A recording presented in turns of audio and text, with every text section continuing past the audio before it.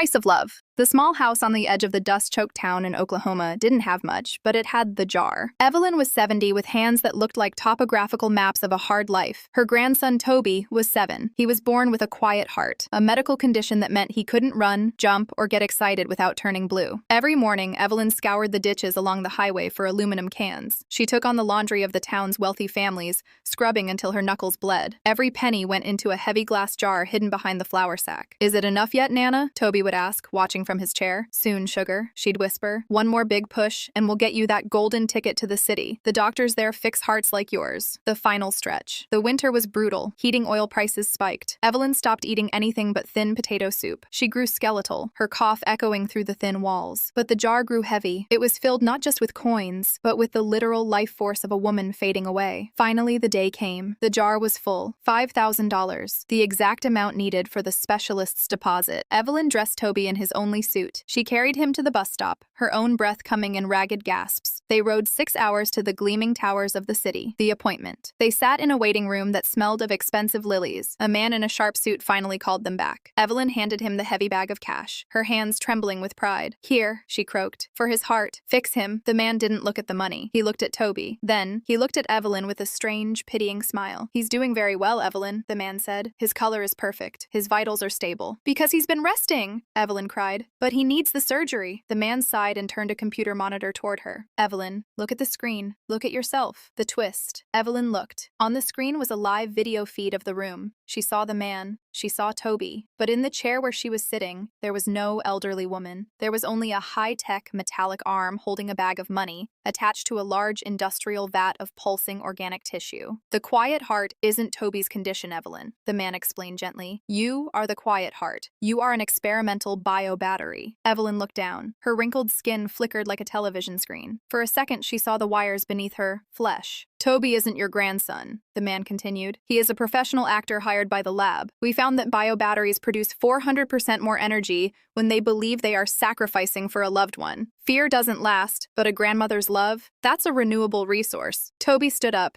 his weakness gone. He checked his watch and looked at the man. "Is the session over? I have a baseball game at 4. "Session's over," the man said. He reached over and pulled a lever on the wall. "Wait!" Evelyn screamed, the memory of the cold ditches and the bloody knuckles screaming in her mind. "I loved him. The love was real." "The love was the electricity, Evelyn," the man said. "And the jar is empty. We need you to start saving again." He pressed reset. Evelyn blinked. She was back in the trailer in Oklahoma. Her knuckles hurt. She looked at the little boy in the chair and felt a surge of fierce, protective warmth. "Don't worry, Toby," she whispered, reaching for her collection bag. "Nana's going to save you."